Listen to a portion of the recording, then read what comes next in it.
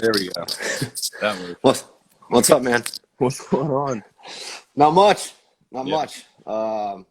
So yeah, this is kind of random, guys. We're trying to record a podcast and having some technical difficulties, so just decided to go live. So Yeah, here we for are. sure. Yeah. Sweet. So, like I said, man, I appreciate you doing this. Yeah, of course.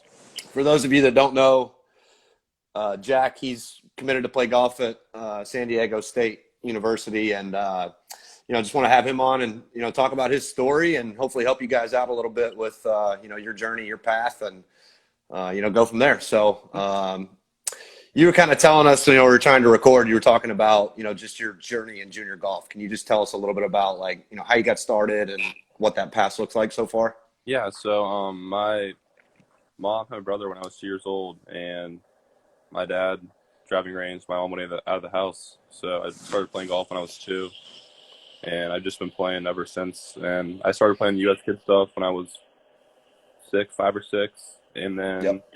it just I just started playing a lot of golf every day, pretty much. And he got to the age where I kind of got out of that and moved on to the AJGA stuff when I was about 14. And I wasn't really ranked that high. I was probably ranked like 400 or 500 about 2 years ago. And then last summer, I kind of took a step further. I finished second at the Per Robertson and then top 10 in the Wyndham. And then I won the junior PGA. It all just kind of exploded from there, and I was ranked second in about a matter of 4 months. Yeah. Yeah, we were kind of talking about how, people peak at different times. And I know that, I'm constantly having conversations with families or young players about, recruiting and, when coaches are watching and, different stuff like that. And, I know that you've worked really hard. You mentioned something about, having a lot of talent, but maybe not putting in the effort that you needed to kind of take it to the next level. For sure. What did that look like for you? I mean, what did you kind of came to that realization, and was somebody helping you with that, or is that something you just decided on your own? I mean, I've worked with Ty Anderson, who's at Sawgrass, coached a lot of really good players the past 3 years now. And I had a really good short game coach, Franco Castro, who's now assistant coach at Rutgers. I haven't worked in the past couple of years, but those two kind of really helped me get my game to where they should be. Todd's been awesome. He's been probably the biggest impact in my golf career that I've had, just off a coaching standpoint. Really got my swing and my mental, what I need to do on the golf course to win and take it to the next level, pretty much. I wasn't really practicing in the right spots. I was just playing a lot. I wasn't really, practicing. I wasn't really doing drills, just kind of playing a lot of holes, which I do. It's still the same thing I do. I don't really, I hate hitting balls in the range. I hate all that stuff, but you do need to do that sometimes and get your game to where it needs to be. Sure. But I just kind of practice in the right areas, and then that kind of just helped me get my game where it needed to be. Yeah. Yeah, I mean, and you had a nice year last year. Like you said, at one point you were ranked second in Rolex. I think you're 13th right now, maybe, but not a huge difference in ranking there, obviously. I want to talk a little bit about the which tournament did you win last year? PGA, junior PGA. Yeah, that was a heck of a tournament. I remember everybody went deep that week. It feels like. yeah, I mean. Ridiculous. You fired a 62 in the final round. I think Cannon had one maybe in the opening round or second round. Yeah, Jake fired a 60. I can't remember what round he shot that, but what was it about that tournament? Was it just a really good scoring conditions? I mean, you ended up on top, so obviously you were doing some stuff right. Yeah, coming into that week, I really wasn't playing that well, honestly. I got there. Hit a lot of balls. I got near the golf course. The golf course it's not too long. It's kind of short. It was more than one golf course. If you could get it in the fairway and then have a really good short game, you would do well that week. You could putt and chip, you'd do well. And I don't know. I just went out there and played golf, and I wasn't really thinking about the tournament at all. I was going to do my own thing, and then I shot 65, 64 in the first 2 rounds, or 64, 65, and then I was like, well, I mean, I guess here I am. And then I went out and shot 68 in the third round, and I was like, oh, I kind of out there. I felt like I shot 74 because kids are going so low. Yeah. And I was like, well, I kind of got to do something the last day to have a chance. I think I was 5 back of Jake, and I was like, I think I was 1 under the turn, 2 under the turn. Okay. I bogeyed. I made a really dumb bogey on 10, which is a really short par 5. And something just clicked after that. I don't know what it was, but it just was. I went into a zone that I've never been in before. And I went birdie. I started on 12. I went birdie, par, eagle, birdie, birdie, par, birdie, birdie. Yeah. And ended up winning by 1. Yeah. Yeah. What does it take to keep that kind of focus in a round? I mean, you say you clicked into another gear. Have you tapped into that Yeah. I mean, since? Yeah. Really helped me out a lot is playing just like a lot of games at home to where like you're playing for something or like has something on the line. Because for me, like you got to like experience it before you get in there. Or you're not gonna like know, like you're gonna like freak out. You're like, oh my god, like what's going on? Yeah. But I mean, just experiencing like some games and like being in the situation before. I have a pretty good winner's mentality where I want to go out there and win. That's why I'm playing golf. Yeah. And it just clicked that week. Yeah. Yeah. Talk to us a little bit about like, I know you mentioned like, working with your coaches, you kind of developed some new routines or some areas to focus on that you hadn't really before. What is your practice regimen like now and playing? Like, how do you mix it up and, make sure that you're kind of touching the areas that you need to? Yeah. So the past like few weeks, it's rained every day. I've kind of taken a little bit of time off. But when I go out there and like really practice golf, I go out there, I'll hit balls, work on my, it's basically for me, it's all about my like back swing, everything's great, but then I get to my downswing. Sometimes I'll get a little bit too inside with it, and I need to get I need to cover the ball better. Yeah. I worked on hitting cuts versus hitting draws, and that really helped my game a lot. Because my short game has always been there. My short game, putting and chipping, has always been the best part of my game. Yeah. But I just started hitting cuts, and that's really kind of what helped me become a better ball striker. What led to that change? Was that? It was Todd. Yeah. Was it? Yeah, it was. It was him.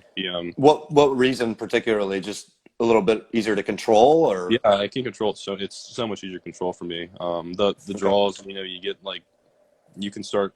They turn into hooks. They turn into whatever else. I had a super loopy swing, and then I kind of went away from that and started hitting cuts. Yeah. And it just kind of transformed everything. Yeah. So outside of junior PGA, I mean, obviously, Scott Robertson's a big tournament on the junior circuit. He took second last year at that. Also made the Junior President's Cup team. Talk to us about, those are just some experiences that I imagine are probably on the top of your list, but what are some of those top experiences tournament wise, or whether it's team competition or just individual competition for you? Yeah, I know Robertson. That was probably the first tournament the first like big tournament where I really competed well in. I finished second to Michael, and played really well that week. And then, I came second in the Junior President's Cup team in Australia. It was definitely the most fun I've ever had with my friends in a week of golf of my life. Everything about it was just ridiculous. Like we got there, and then Roy Wilbur on the golf course was amazing. I've never played a golf course where the greens have been that quick and that firm. I can't even put it into words, but just like being out there with the big boys and seeing how they play and them like just talking to us like we're friends. It was a pretty cool experience for me, especially not being in this spot a year ago. It was like, wow, like this is fun. I like this. Yeah, you definitely broke out and created some nice opportunities for yourself for sure. Talk to us a little bit more about that interaction with some of the big guys, and what types of things do you talk to them about? So Xander went to San Diego State, and that's where I'm going next year. And I was with Xander a ton, and we just talked about. They just give you really good advice on like how to get to the PGA Tour because they've been there with you, and it's all about being patient. All of us have the talent to get there. All 12 of us that are on the team can play on the PGA Tour if they really put their mind to it. it's just you got to work hard and be patient because like you never know when you're going to peak, when you're going to break out, like when your time's going to be, because you just got to stay in the moment and not worry about, I don't know, when am I going to turn pro? When am I going to do this? Like Yeah. it's just all about waiting for the right time, I guess. Yeah. Yeah. Um, did you spend time with anybody else or any other advice that Yeah, you picked I up mean, I from was with, anybody? um, so I was with Xander the most, but I was with Gary a lot. Gary is hilarious, super Woodland. fun guy. Yeah. Um, and then we were all, I mean, JT, DeChambeau was just a, I don't even, he was trying to tell Justin how to, like figure out the friction between the green and the fringe. And I just stood there, I was just like, what is going on right now? But, He went mad scientist on you he guys. did, he went mad scientist, but and they're all really good guys too. They're all super down to earth, and they don't talk about themselves and what they've done. It's all about, Yeah. they're all about helping us out and like seeing how to play the golf course and seeing like how they do it. Because it's just a different. It didn't feel like that much different than what we do. Like I saw the shots they hit, like we can all hit the same shots. Yeah. Um, but it's just they just they're very mentally like there in the game. They know how to play golf how it should be played. Yeah. Did you get a chance to see like or get a better understanding of like what they're thinking about and how they're mapping out the course and different stuff like that at all? Yeah, so like I watched us play when we played our matches, and there was a lot of kids just being super aggressive, not really like taking the course for what it is. 'Cause that course you cannot. It's you got to be out there to like. It's really hard, like really hard. Yeah. And they're like even when they were playing their matches, like I watched them, they were hitting away from the pins. They weren't going for them. Just because they know pars are going to win out there, and they just know that you don't need to make a bunch of birdies because when you try and force stuff, that's when bad things are going to happen. Yeah. Yeah. I want to shift and talk a little bit about your recruiting process. Was San Diego State always a school that you wanted to go to, or what did that process look like for you? I mean, did you Yeah, kind of pick a handful of schools and do some visits? Like, talk to us a little bit about that. I actually have a pretty interesting recruiting story. So I was actually All right. committed. I was committed to Tennessee sophomore year, Okay. and I was committed for about probably 8 months, and then the coaches changed. I just, it wasn't like the right fit for me. Stuff happens, like it's life. Yeah. And then I just kind of reached out about a bunch of schools. Schools reached out to me, whatever else, and I went out and visited San Diego State. I loved it. I mean, Yeah. it was probably when I went out there, it was probably 30 degrees here. I went out to Right. San Diego, and it was 72 and sunny every day, and I would just kind of fell in love with it. The coaches, I mean, I even wasn't playing well. The coaches always believed in me. They've always been there for me. Yeah. Super good guys. They have a great golf course, great schedule, and it's a good school as well. It just felt like the right place for me, and it is. Yeah. Yeah. For sure.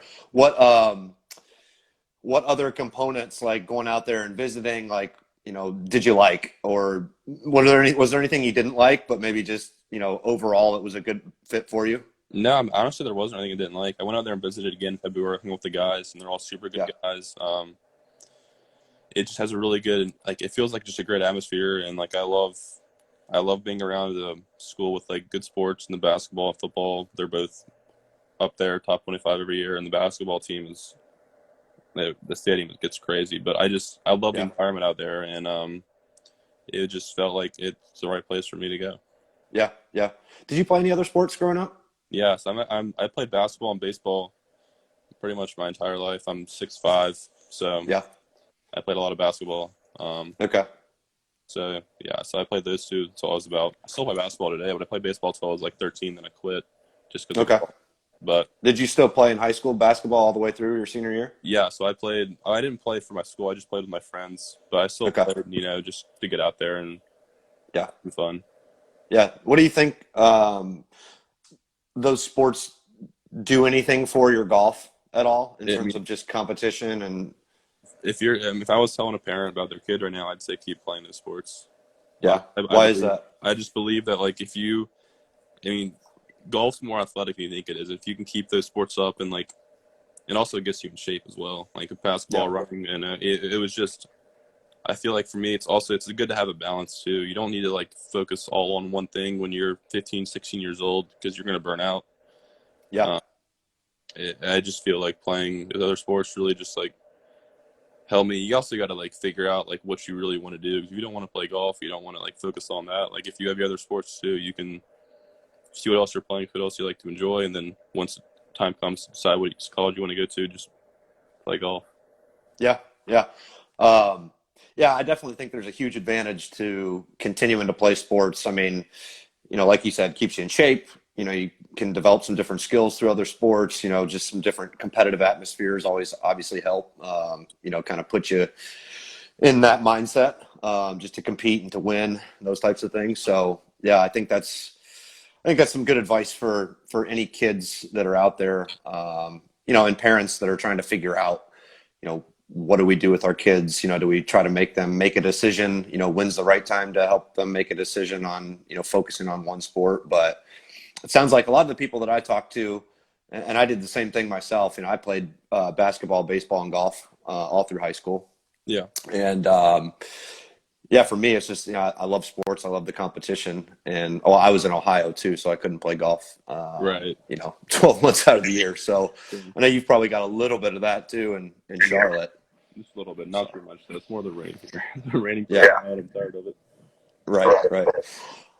Um, Talk to us about mentors or coaches that you've had that and kind of what they've helped you with. I know you talking about your coach a little bit with some swing changes and shifting your practice habits and stuff like that. But any other mentors or coaches that have helped you along the way? Yeah. So my assistant coach at San Diego State, Evan Emmerich, has been probably he's had a huge impact on my life, just getting me to like realize kind of like what I have with my golf game and like what I can do. And he just kind of pushed me to just like, Jack, you got a good thing going for you, man. Like I want to see you succeed. Like just keep grinding. Like you're gonna be on tour one day. And same with my high school coach as well, Sean Panther. He's one of my closest, probably one of the closest mentors I have in my life. Whenever something happens in my life, I go to him. Yeah, I feel like for me, the whole golf thing it's pretty mental for me. Like my mental game is probably the best for my game, but like it's just all about being confident for me. Like if I have my confidence going, like if people are, it's just if I put my life, we're gonna put confidence in my life, then I'm gonna do really good. is that positive thinking? Is it like, because we talk about like confidence in the mental game and like Yeah, being strong and stuff like that, or taking one shot at a time, those types of like mental strengths and disciplines. But yeah. is that something that's just like a belief, or is it like, hey, I've put the work in these different areas? Like, talk to us a little bit about like the strength of the mental game. No, for me, it's like when I go out there, this is how I look at it. It's like I deserve to be here. Like I've worked hard to get where I am. Just go out and play your own game, and like good things are gonna happen. Like you don't need to worry Yeah, about, like I don't know. You don't need to worry about like any other stuff. You just go out and focus on your own stuff. Like don't worry about what other kids are doing. Just kind of get in your own mind that like you deserve to be in this spot right now. And yeah. What you about know, with like bad shots or bad holes? What's your typical response like? yeah. So for me, like if I have a bad shot or a bad hole, I'll allow myself to get angry for about 30 seconds, and after 30 seconds is over, it's behind me. And the Yeah, thing for me is I used to like after a bad hole or bad shot, I try and force something to like make up for it, but you just can't do that. Or like it'll work out maybe one time out of 10, but like you just gotta like yeah, be smart about it and not try and like force a shot or force a hole just because it's just you're gonna double down on your mistake. yeah, for sure, for sure.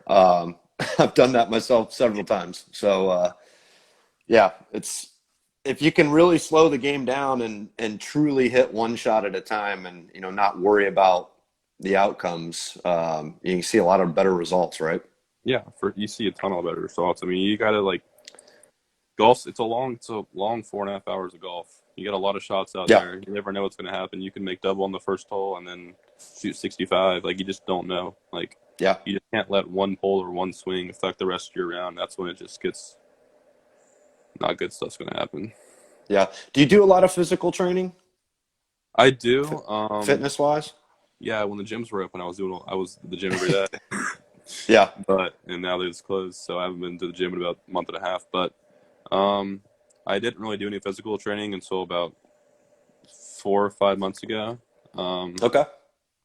and I kind of started going to the gym because I'm 6'5", about 180. So you can imagine that. Yeah. So I'm trying to get to 200 by the time I get to school. Okay. Uh, just go because like I hit the ball a long way, but I know if I get up 200, it'll be I'll have it'll help. It'll also help my swing out a lot too because like have more stability in Yeah. that fact, and I'll be able to just control myself a lot better. Yeah. What types of things were you specifically training? Was it a lot of legs, core, that kind of stuff, Yeah, or? honestly, it was a lot of legs, upper body. Um, my core's pretty strong. Yeah. I actually need upper body a little bit stronger, my legs a little bit stronger. Um, that was that was what I was doing for about 2 months, and then this all Yeah. happened. Yep. Yep. Well, hopefully we can get back out there sooner rather than later, Yeah, or at for sure. least, I stay really hope. active in the interim. Yeah. So, uh, um, what else? Any other advice that you would give any other players or parents? What was your support system family wise Yeah, like, so or my what parents. is it like growing up? Yeah, my parents have been awesome to me. They do everything for me. They've been there for me through all my golf stuff. And my parents they don't really care how I play. Honestly, they're not like if you don't play well, like you're not gonna. They don't really care. It's all about me going out there having fun and competing. And if I play well, it's a bonus. Um, Yeah, my dad's just go out and do your thing. Like who cares if you shoot 80 or if you shoot 62? Like yeah, it's as long as you're having fun, you love playing golf. Like that's what it should be about. It's not about like worrying about who's going to recruit you, who's going to do this and that. Because like if you just focus on your own game and play your own, just play how you normally play. Like people are going to recruit you. People are going to do this. You don't need to yeah, try and pressure kids or like pressure people into playing well because it's just not going to happen. They're going to play worse. yeah, So my parents have been really good about not really like pressuring me into like playing good golf or they just they just want to support me and having fun and doing the sport that I love to do. yeah, yeah. Well, obviously, I mean, it sounds like that approach has been successful, right? Yeah, for sure. I think it's been awesome. I wouldn't trade it for anything. Yeah. What kind of advice would you give other kids that are out there that are just trying to navigate their junior golf journey? Whether Yeah. that's practice habits or picking different tournaments or, mental game or instruction. Any advice or anything that stands out that you think is just something they really need to understand better? Yeah, I feel like social media has a huge impact on today's like society with junior golf and whatever else. And like kids see all these kids like playing Junior Presidents Cup and like a bunch of other huge tournaments. And like I wasn't there a year ago. I was doing my own thing. I was playing a lot of local tournaments, like in-state stuff. Yeah. Like I wouldn't try. Like I love the AJGA, but if you're not ready for that stuff, then don't try and like play a bunch of qualifiers and do your own thing.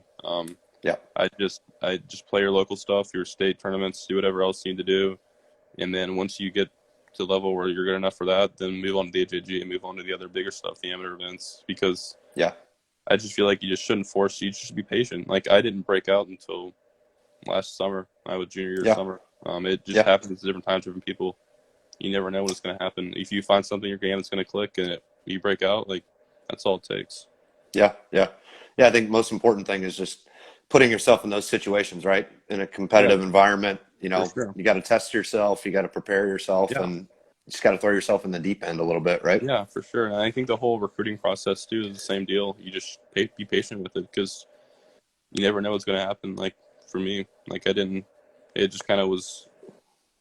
It just everything happened like in a blink of an eye. I think you just don't know when you're going to break out, what's going to happen. So Yeah. And a lot of stuff changes, right? I mean, you yeah, talk about, Tennessee and then, obviously you're going to San Diego State, but, things change all the time. People decommit, spots open. I think sometimes parents and families forget about how many options there are that yeah, are out there. I I mean, know. there's like 1,200 schools across the U.S. that have men's golf programs. Yeah, it's ridiculous. Um, obviously at different levels and stuff Right. like that, but there's a lot of opportunity out there. So I like your advice around just, being patient and, in due time, if you're putting in the work, you're going to peak and, people are going to recognize that, right? Yeah, for sure. I think too, like even if like there's been a lot of guys on tour who played golf at D2, D3 schools, like Yeah. you don't need to try and play golf at big Power Five, like a huge top 25 school. Like you don't need to like feel obligated to do that. Like you can go find your own place somewhere else. Like if it doesn't Yeah. and work hard and get to the same place. Yeah, for sure. I was just talking, I had John Vanderlyn on, Corn Ferry Tour player who played at Florida Southern Okay. and Yeah. D2 school. He was a stick there. I mean, he was like a three-time All-American, won a national championship his junior year, and then team national championship his senior year, I think. But we talked about that too. I mean, you wouldn't think of like Florida Southern as like a powerhouse golf school. They've always had a pretty decent D2 program, Yeah. both on the men's and women's side. But um, to your point, you're out there playing the golf course, right? So, I Yeah. mean, if you're developing your own game and you're developing your, competitive drive and nature, you can make it playing really anywhere. Exactly. I feel like it's a lot of kids are just like, oh, I need to go here, I need to do this. But I feel like just focus on your own game and don't worry about what other people say or do whatever else. Just be yourself and go wherever makes you happy and where the best spot is for you. Because like you can go somewhere and not play for 4 years and Yeah. not get any experience. Yeah. I remember talking to my dad about that when I mean, I wasn't there when he was going through his recruiting process, but my dad played golf at Ole Miss and he went and looked at Tennessee and Florida, I think, and Clemson.